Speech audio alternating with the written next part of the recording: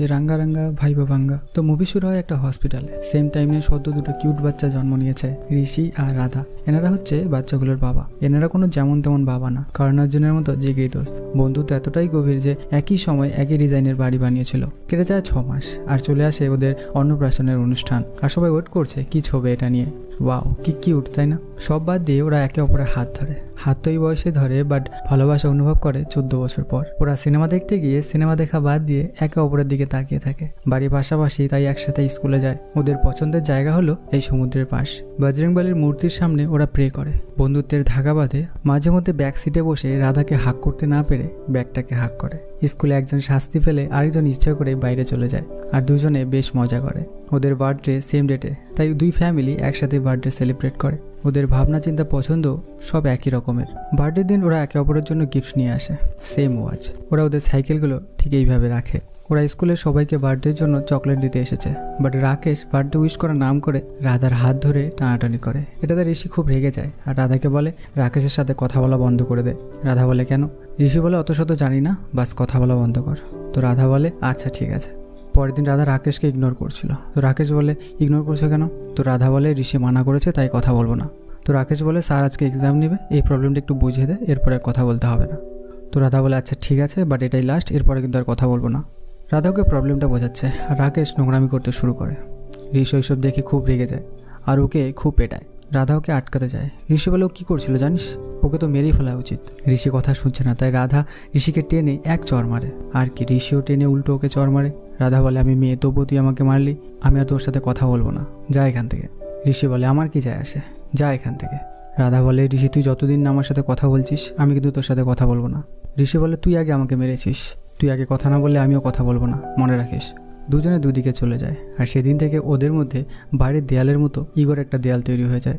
এমনটা কতদিন চলবে আর ওরা কবেই বা কথা বলবে, জানতে পুরো ভিডিওটা দেখো। আর ভিডিওটা ভালো লাগলে লাইক কমেন্ট সাবস্ক্রাইব করে দিও। পরের সিনে 10 বছর কেটে গেছে। এখন রাধা আর ঋষি MBBS পড়ছে, মানে ডক্টরি পড়ছে। রাধা ঋষির সাথে ডিরেক্টলি কথা বলে না, তাই ইনডিরেক্টলি কথা বলে।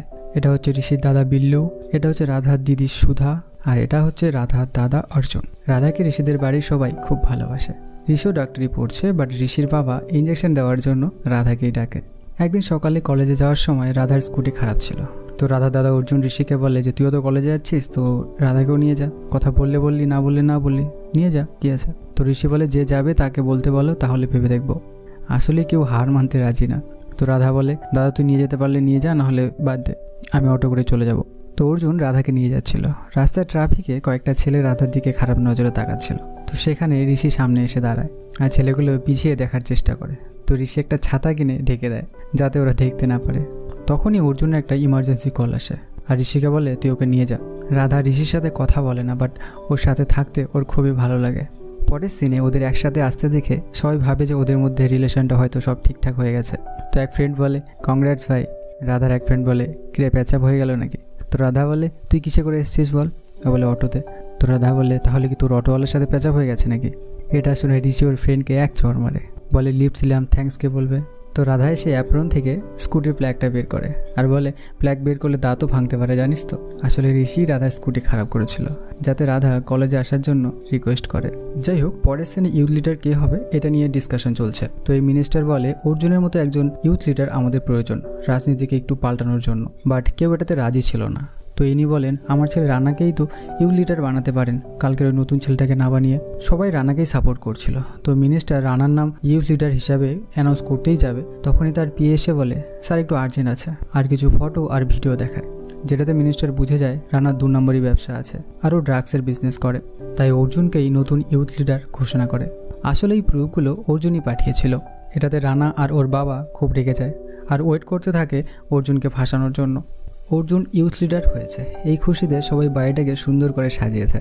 ঋষির ফ্যামিলিও সেখানে আসে আর সবাই খুব এনজয় করে।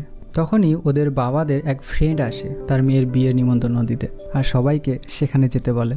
পরের দিন কলেজে পৌঁছে ঋষি বাইকটাকে ঠিক এইভাবে রাখে যেমনটা ছোটোবেলায় রাখতো। কলেজে এক্সামের নোটিশ দিয়েছে, তো ওরা পড়াশোনা করছে।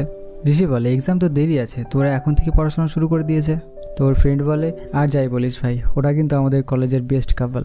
এটা শুনে ঋষি ওকে টেনে এক চড় মারে আর রাধা ওকে ডাকে আর অন্য গালে ও ঠাটিয়ে এক চড় মারে।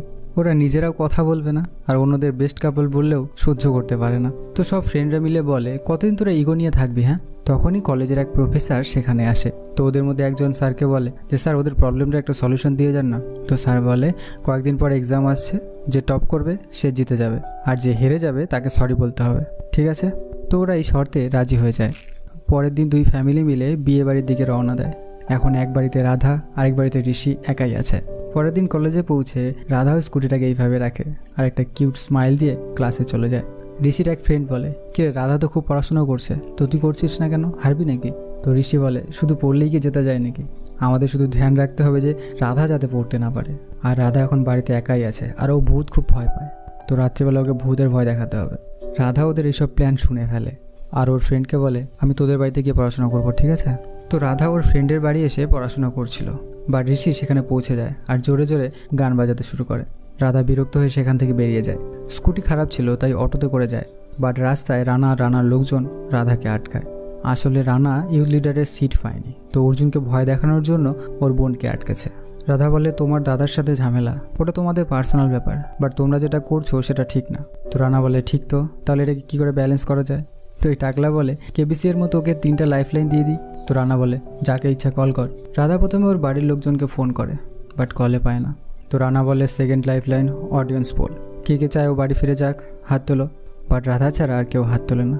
আর থার্ড লাইফলাইনে রাধা বলে, আরেকটা কল করবো জাস্ট, আর ঋষিকে কল করে।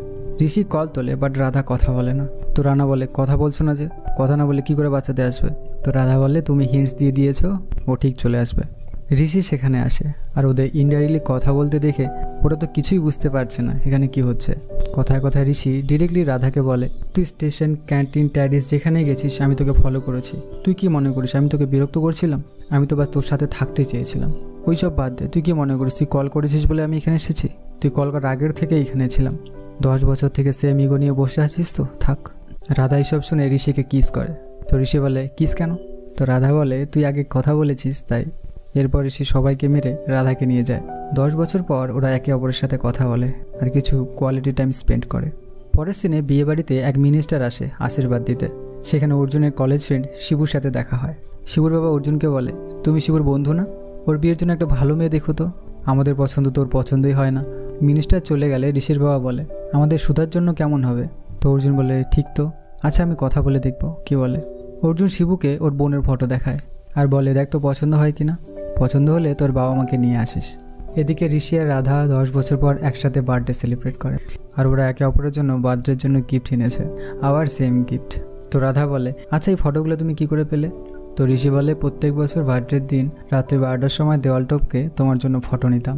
রাধা বলে, তুমি কি মনে করো 12টায় আমি ঘুমিয়ে পড়তাম? আমি তো বাস ঘুমানোর নাটক করতাম, বরং আমি 3টায় দেওয়াল টপকে তোমাকে বার্থডে উইশ করতাম আর গালে কিস করতাম। তো ঋষি বলে, মানে আমি 10 বছরে 10টা কিস মিস করে ফেলছি? পরের সিনে ওরা শিবুকে দেখতে এসেছে। ওদের মেয়ে পছন্দ, তাই দেখতে এসে বিয়ের ডেট ফাইনাল করছিল। তো এটাতে সুধা খুব রেগে যায় আর বাইরে গিয়ে সবার সামনে বলে, আমি এই বিয়ে করতে পারবো না। ঋষির মাকে বোঝায়, বলে, কি বলছো এসব, বড়দের সামনে কি এভাবে কথা বলে? যাও ভেতরে যাও। ঋষির মা ওদের বলে, বাচ্চা মানুষ, ওর কথায় খারাপ পাবেন না। সুধা আবার ফিরে এসে বলে, দেখো আন্টি, আমি কোনো ছোট বাচ্চা না, আমি আপনার বড় ছেলেকে ভালোবাসি আর ও আমাকে ভালোবাসে আর আমরা বিয়ে করতে চাই। এটা শুনে সবাই তো শক আর শিবুর ফ্যামিলি সেখান থেকে বেরিয়ে যায়। যাওয়ার সময় মিনিস্টার বলে, তোমরা দুটো ফ্যামিলি অনেক বছর থেকে একসাথে আছো, তোমার এইসব জানা উচিত ছিল, আর কমসে কম আমাদের বলার আগে তোমার বোনকে জিজ্ঞেস করা উচিত ছিল। বাড়ির ব্যাপারে যদি ঠিকঠাক না জানো তাহলে সোসাইটির ব্যাপারে কি জানবে? এটা ঠিক না অর্জুন, একবার যখন পাবলিকের মাঝে চলে আসো সম্মানটাই সব থেকে ইম্পর্টেন্ট, নেক্সট টাইম এরকম সম্মান হারানোর মতো কাজ করো না। এইসব কথা অর্জুনের যেন পায়ের রক্ত মাথায় তুলে দেয় আর বালুর অফিসে গিয়ে ওকে খুব পেটায় আর ওকে ওয়ার্নিং দিয়ে আসে ও যাতে কোনোদিন ওদের বাড়িতে না যায়।